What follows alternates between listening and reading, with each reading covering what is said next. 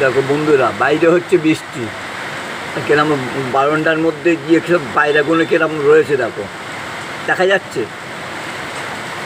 ওই ঘরটা, ওই বাড়িটা, ওই ফ্ল্যাটটা কিন্তু একদম ফাঁকা।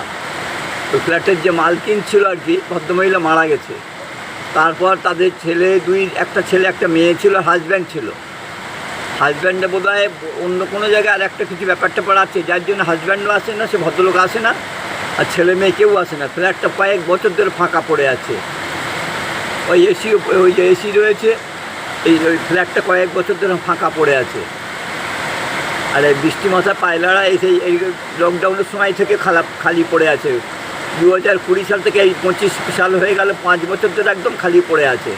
কেউ আসেও না দেখতে, নিতেও আসে না। তবে একটা লাভ হয়েছে, পায়রাগুলো থাকার জায়গা হয়েছে। দীর্ঘ 5 বছর ধরে পায়রাগুলো ওইখানে বাচ্চা পাচ্ছে। লকডাউনের সময় তো একবার হেভি ছিল, তখন তো পশু পাখি ভর্তি হয়েছিল না, প্রচুর পশু পাখি সেই সময় দেখা গেছিল।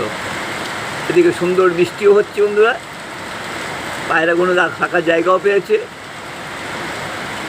এই 5তলা ওই যেখানে পায়রা বসে আছে, ওটা পুরো খালি আছে। 5-6 বছর ধরে মালিকের কোনো আসেই না। মালিক বলতে এক ভদ্রমহিলা, তার 2 ছেলে মেয়ে ছিল। তো ভদ্রমহিলা মারা গেছে নর্থ বেঙ্গলে, এখানকার লোকই না তারা। আর ছেলে মেয়ে কোথায় আছে, কী আছে জানি না, খোঁজও নেই না, কেন আমার সঙ্গে তো পরিচয় নেই। কিন্তু বাড়িটা ফাঁকা, এইটুকু জানি আমি। ওই এসি, ওপাশে এসি আছে, দুপাশে বাঁ দিকেও একটা এসি আউটার আছে, আর ওপরে একটা আউটার লাগানো আছে। সব ফাঁকা পড়ে আছে।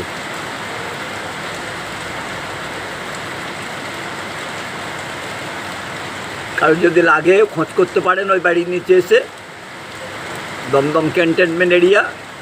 ফোন টোন করে যদি কেউ কিনতে চায়, এটা আমি আমাকে কেউ বলিনি, নিজের থেকেই বলছি আর কি।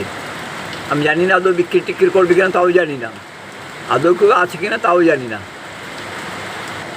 সব জায়গায় কি এরকম বৃষ্টি হচ্ছে বন্ধুরা? যদি বৃষ্টি হয় প্লিজ একটু কমেন্ট করে জানাও।